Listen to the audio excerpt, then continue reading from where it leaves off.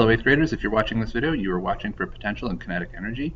These are ELRs 4.1 and 4.2.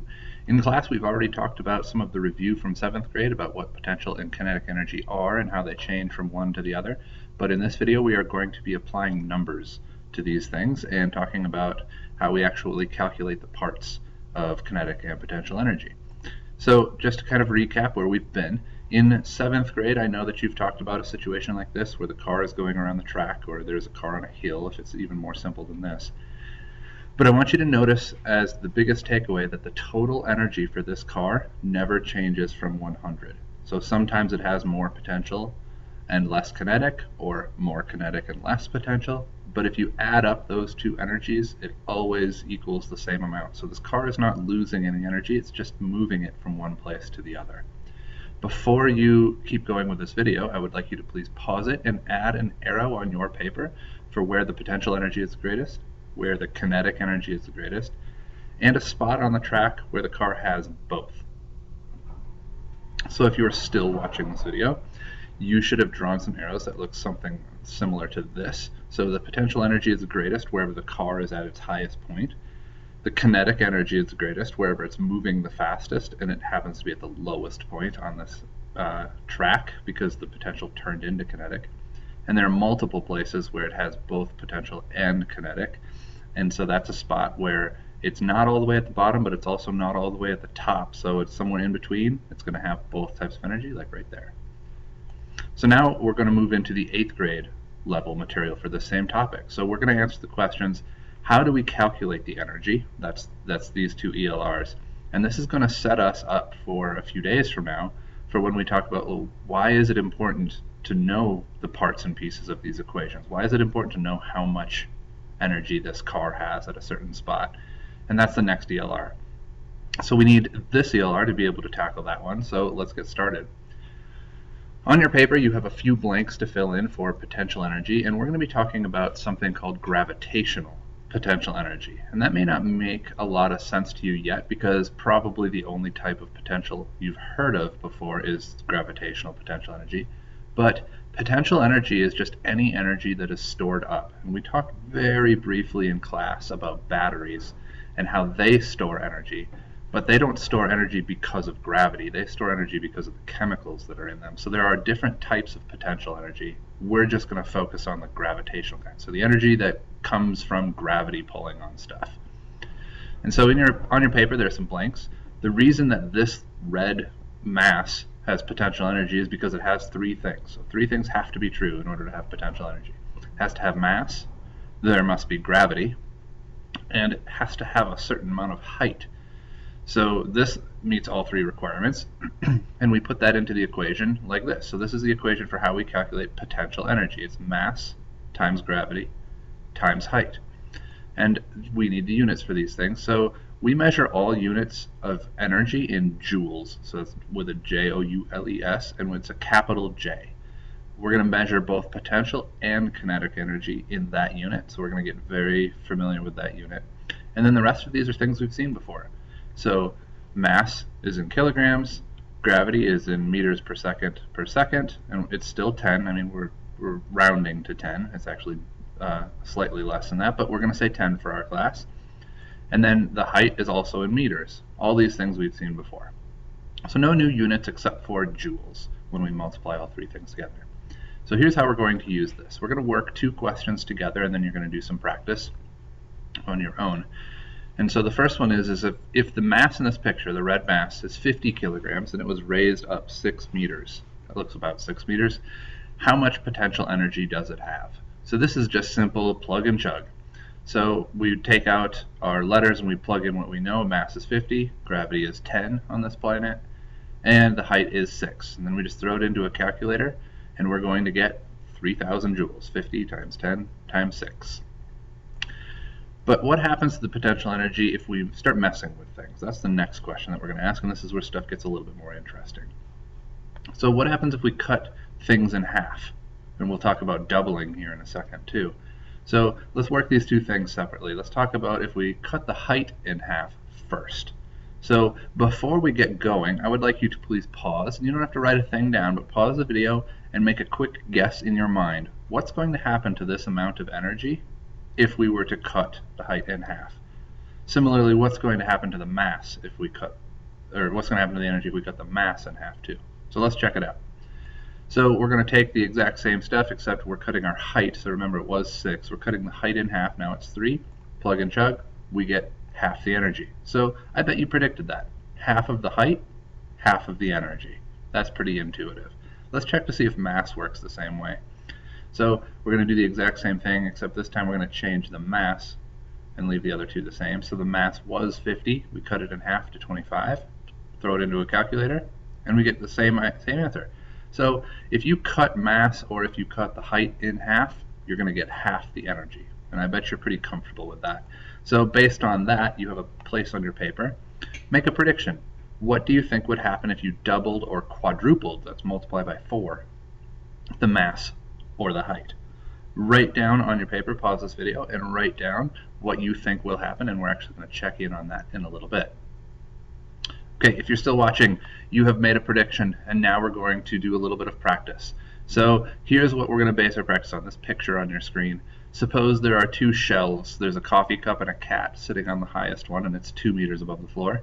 And then there's a lower shelf, 1 meter above the floor, and then there's a dog sitting on the ground. I need you to please answer the 3 questions on your screen if you're given these masses below the picture. And honors, you have this extra one down here on the bottom. I need you to pause the video when you're done and check all your answers up front before you move on to the next section. So pause your video now and work these questions. Okay, so now we're going to move into kinetic energy. You've checked your answers for potential. Now let's talk about the energy of momentum. So just like before, let's talk about what gives something kinetic energy. If mass, gravity, and height gave this red mass potential, once the string gets cut and it falls to the ground, right before it hits this wooden stump, we want to know what makes this thing have kinetic. So on your paper you have some blanks again. The reason that it has kinetic energy right before it hits the stump is because it has mass and because it has velocity.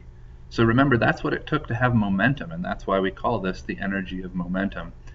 All it takes is mass and velocity, and you have kinetic energy. So the equation is here below, and it's got some similar units in it. So kinetic energy is also measured in joules, and you should be adding this to your paper. And then we have a 0.5, so we multiply by a half in this equation. So it's Ke equals 0.5 times mass times velocity squared. And mass is in kilograms, just like before, and velocity is in meters per second, just like we've done in class before too. Now, depending on where you're at in your math, you hopefully will remember, or maybe this is news to you, I'm not sure. Order of operations would say that if you were to do all your multiplying first, like let's say that you did 0.5 times m times v, and then you took that number and squared it, you will not get the right answer. So this is a big pitfall, a big place where people sometimes make mistakes, and you're going to get crazy wrong answers if you do this. You must do all of your squaring first. So take your velocity, square it, then you can go through and multiply. If you don't do that, you're going to get very wrong answers, and we'll see some examples of how that'll happen later in class too. So make sure you leave yourself a note. All squaring happens first. Now let's go on and see how this equation will work for some example questions. So let's look at this same picture, and let's say if the mass in the picture is 50, just like it was before, so same mass, and right before it hit the stump, let's say it had a velocity of 12 meters per second, so it's going pretty quickly. Let's calculate how much kinetic energy it has. So we're going to plug in the things that we know. We have the same 0.5, that didn't change. The mass is 50, and we just plugged in a 12 and we left a little square sign. Remember, you want to do your squaring first. So I square my 12, and that's 144. So we have 0.5 times 50 times 144. And then we just throw that into the calculator again, and we're going to get kinetic energy at 3,600 joules. So let's go over and do the similar thing we did with potential. We're going to answer the same 2 kinds of questions as we did with potential. Let's find out what happens to the kinetic energy if the mass is cut in half. And this one doesn't have height like potential did. This one has velocity instead. So let's see what happens if we cut that in half too. So just like before, please pause your video, and you don't have to write a thing down, but I'd like you to make a prediction. What do you think is going to happen? when the mass is cut in half, and what do you think is going to happen when the velocity is cut in half? Don't write anything, just make a prediction in your brain. Okay, you've paused the video, you made a quick prediction in your brain. I bet that you have a mistake in your prediction, but let's just see. Maybe you're intuitive and you saw that square and you're like, I think something's funny here, and it is. So let's check it out. So let's do mass first. If we were to cut our mass in half, before it was 50, so we cut it in half, now it's 25. We have the exact same two other numbers. We do our squaring first, so we're going to get 0.5 times 25, and then 12 squared is 144, and then just do some multiplication, and we're going to get 1800 joules. So kinetic energy was cut in half. Maybe you did predict that one. So cut the mass in half, the energy is cut in half. Pretty obvious, maybe. Now let's look at velocity. This is where weird stuff starts to happen. So same idea. Let's plug in the numbers with the velocity change. So mass was 50, velocity was 12, so we cut that in half, now it's 6. And we do our squaring first. So 0.5 times 50, 6 squared is 36. So 0.5, 50, 36. Now we do our multiplication, and we get 900 joules. Well, that's not cut in half at all. That's actually cut into a quarter. So I want you to think about that for a second. If you cut your velocity in half, you're going to cut your energy to a quarter. So if you change velocity, it's not a one-to-one relationship. One little increase of velocity or decrease does not mean one little increase or decrease of energy. It changes it quite a bit, and it's all because of that square in the equation. So now that you know that, the last prediction on your paper, what do you think will happen to the kinetic energy if you doubled the velocity? So in this example, we cut it in half. What do you think would happen if we doubled the velocity? Take a second to pause the video and write down your prediction. All right, now let's go to the last part. You've written your prediction. Let's go to the practice problems. So I want to go back to that same roller coaster car from the beginning of the video and answer the two questions going along with it. If you are in the honors class, I'd like you to please also answer the question down at the bottom for Missy to Water. For Missy to Water, I want to take a second to give you a little bit of a hint for how to do that, because in this one, you're calculating her velocity. It says speed in the question, but really it means velocity. We're calculating velocity. So here's your hint. If you have something that's squared and you needed to get it undone, like you need to undo that square, so you have like x squared or something like that.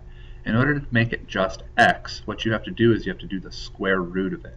So if you're not sure where to find that on a calculator, this is just the Google calculator. Let's say that you wanted to do, like, I don't know, 50, you had 50 squared and you wanted to get it to be, or you had x squared, excuse me, you had x squared and you had to get both sides of your equation. You have to do a square root to get rid of that square. So let's say you had 50 on the other side. If you're going to do the square root, it's this button right here. I don't know how to describe what that looks like. It looks like a little check, maybe. So you would do that. Oops, and I already did it wrong. So actually, on the Google calculator, you're going to want to do square root 50, and then that'll give you what the square root is. So take a second to pause this video. Try all these answers and check your work up front, just like with the other section. Good luck.